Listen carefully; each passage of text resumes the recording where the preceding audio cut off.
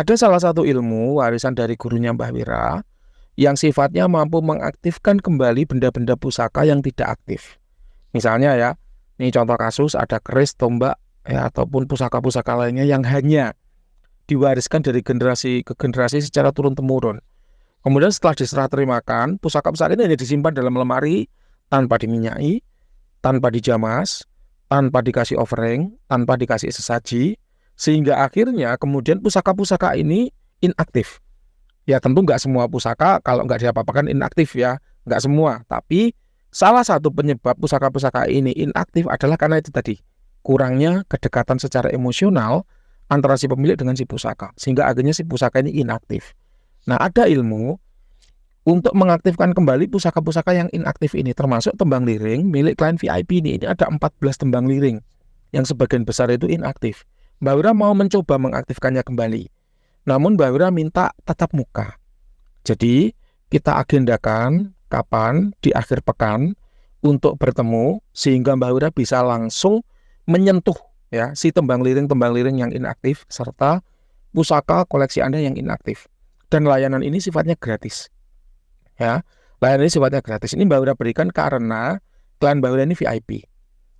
Lalu kalau untuk klien-klien non VIP gimana Mbah? Mohon maaf, untuk hari ini, sekarang ini, per bulan Juni 2024 ini ya, Mbak Wira belum bisa melayani yang non VIP. Jadi kalau mau temu sama Mbak Wira, pastikan Anda adalah klien VIP. Kenapa? Karena begini ceritanya. Mbak Wira itu kan antara Senin sampai Jumat itu kan ada pekerjaan kantor sebagai ASN. Tahu ya, jam kerjanya antara 7 sampai 16. Nah setelah itu kalau malam, Mbak Wira pasti rekaman, melayani klien-klien yang terawangan dan sebagainya. Kalau akhir pekan, Mbak Wira itu punya usaha lain. Jadi usaha ini butuh perhatian ekstra karena ibarat bayi mereka baru lahir. Ada beberapa usaha yang perlu turun tangan langsung untuk dipegang ketika akhir pekan. Sehingga Senin sampai Minggu itu full jadwal Mbak Wira itu tidak ada jeda. Namun untuk klien-klien VIP Mbak Wira bersedia meluangkan waktu. Nah manfaatkanlah waktu jeda itu ya untuk ini tadi kepentingan-kepentingan supranatural yang memang harus bertatap muka langsung. Jadi mohon maaf kalau untuk klien non VIP Mbak Wira belum bisa melayani ya, ini mohon maaf sekali semata-mata karena memang keterbatasan waktu dan tenaga yang dimiliki Mbak Wira.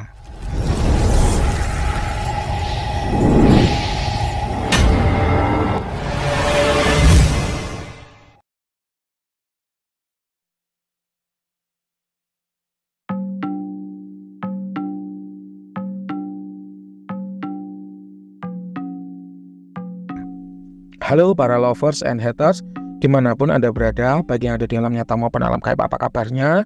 Salam cerdas bersupranatural. Berjumpa kembali dengan Mbak Wira, Guru Besar Padepokan Sengkelot, Rajanya Azimat. Hari ini, hari Sabtu ya, 1 Juni 2025, bertepatan dengan hari lahirnya Pancasila ya. Mbak Wira habis upacara ini tadi. Kita sedang melayani salah satu klien VIP yang menerawangkan tembang liring nomor 8. Tembang liring nomor 8 ini berisi kodam satu keluarga. Jadi memang kalau Mbak Wira periksa dengan beberapa metode ya, secara energi dulu, ini energinya bagus dan positif ya, walaupun dia hampir inaktif ya. Dan Mbak Wira makanya tawarkan tadi di depan, kalau mau diaktifkan boleh.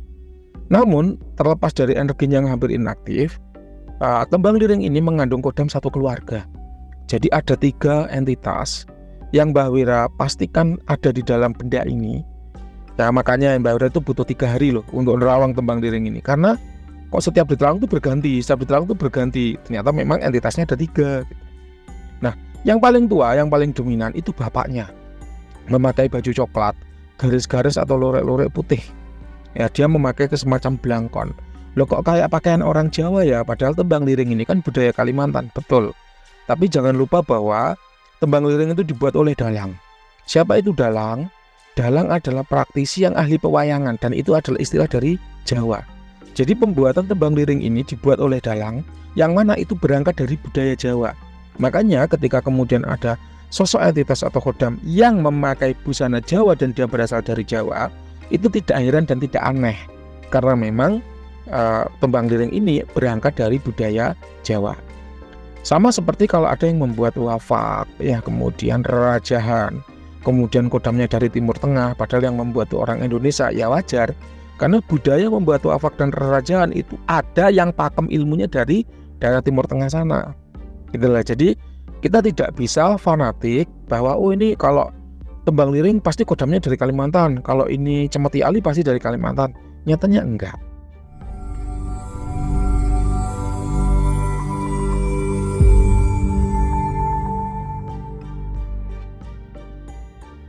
Dan kodam itu bisa dari mana saja. Nah kebetulan untuk nomor 8 ini berasal dari Jawa, jadi memakai busana Jawa. Nah si bapak tua ini yang memakai baju coklat lorek ini punya anak 2, memakai baju biru-biru, sama lurik-lurik juga, tapi biru gelap, biru terang, biru gelap, biru terang begitu. Nah kita urai satu persatu. Dari yang bapaknya dulu. Bapaknya ini sifatnya adalah white entitas, dia semacam kepala suku. Makanya ketika Mbak Wira nerawang tembang liring nomor 8 ini seperti melihat perkampungan, karena memang banyak rumah-rumah dan banyak entitas di situ. Ya, persis seperti perkampungan, dan dia kepala sukunya, si bapak ini. Usianya kira-kira 4000 tahun dengan level power sekitar 90, namun karena tembang liring ini semacam kurang perhatian ya, sehingga meredup menjadi sekitar level 70. Sebetulnya kuat. Untuk tua utama si bapak ini lebih ke arah kewibawaan, kebijaksanaan, serta kejayaan karir. Ya, kewibawaan dan kebijaksanaan ini gandeng ya, membuat laki-laki tampak dewasa sehingga orang lain itu segan, pantas atau mantesi ketika diberi jabatan atau kekuasaan gitu ya. Kerezekian karir itu artinya adalah kejayaan jabatan. Kenapa? Karena kerezekian bagi karyawan itu seringkali ikut atau numpang di karir yang makin baik. Jadi kalau mau ngebooster, Mbah aku karyawan, aku pengen dapat azimat yang tuannya kerezekian, maka numpang di karirnya baik, rezekinya juga ikut baik. Biasanya seperti itu. Kemudian ini white entitas tanpa dampak negatif, ini merupakan jin yang bermukim ya, dia punya kampung, asalnya dari laut ya, ini jin laut, tapi ketika diterawang di laut itu ada semacam perkampungan atau pemukiman. Nah, dia berasal dari situ. Jadi ini jin air ya, atau jin laut aslinya, jenis rasnya itu jin laut. Kemudian untuk tuahnya aktif ya, sudah jalan baik. Kalau untuk perawatan sebetulnya nggak repot ya, cuman dia bilang gini, ya kalau ada khusus itu minta bubur merah katanya gitu. Kalau ada, kalau nggak ada ya nggak usah. Bubur merah itu bubur ketan ya, yang dikasih gula merah, yaitu bubur merah. Baik, itu untuk si bapak kita close ya statementnya. Kemudian kita ke anak yang 2. Anak yang 2 ini sebetulnya adik kakak, tapi hampir mirip seperti kembar. Usianya kira-kira 2800 dan 2600. Jadi kalau untuk standar usia ya bisa kita kategorikan tua, karena standar tua dari kodam-kodam yang Mbak Wira terawang itu ada di 3000 standarnya. Kalau 2600, 2800 ya sudah tua ya, bisa kita bilang tua. Tua utamanya ada di pengasihan, membuat lawan jenis itu senang dan betah bersama dengan Anda. Jadi yang sesama jenis senang dan suka karena unsur kewibawaan, yang lawan jenis senang dan suka karena unsur kasih sayang. Menarik. Semua tuanya udah aktif ya. Ini white entitas ya semuanya. Kemudian kalau untuk anak-anaknya ini, kalau perawatan katanya ikut bapak kayak gitu. Baik, ini adalah tembang liring nomor 8. Silahkan dipertimbangkan ya untuk saran Mbah Wira. Apabila memang mau diaktifkan kembali, ayo kita buat temu janji. Kapan, di mana? Kalau Mbak Wira sih menyarankan di Malang ya. Tapi kalau Anda mau di Surabaya ya boleh, nggak masalah. Nanti akan Mbak Wira luangkan waktunya. Untuk tembang liring yang 4 berikutnya ya menyusul. Nanti akan Mbak Wira terawang segera. Kenapa kok demikian? Karena benda-benda milik Anda ini kompleks. Jadi harus dikulik satu persatu dengan rinci untuk mengetahui rahasia terdalam. Terima kasih, semoga bermanfaat. Selamat pagi. Apabila Bapak Ibu itu hanya penasaran, ingin bertanya apakah benda yang dimiliki itu berkhodam atau tidak, maka Bapak Ibu bisa memanfaatkan paket iya tidak. Paket iya tidak itu murah, hanya 20.000 per pertanyaan. Bebas tanya apapun selama jawabannya ya atau tidak. Contoh, Mbah, apakah benda ini berkhodam? Maka kalau ya, ya jawabannya ya berkhodam. Kalau tidak, maka jawabannya tidak berkhodam. Kalau udah jelas-jelas berkhodam, maka Bapak Ibu bisa melanjutkan. Apakah mau ambil paket hemat yang 100.000, apakah mau ambil paket eksklusif yang 200.000.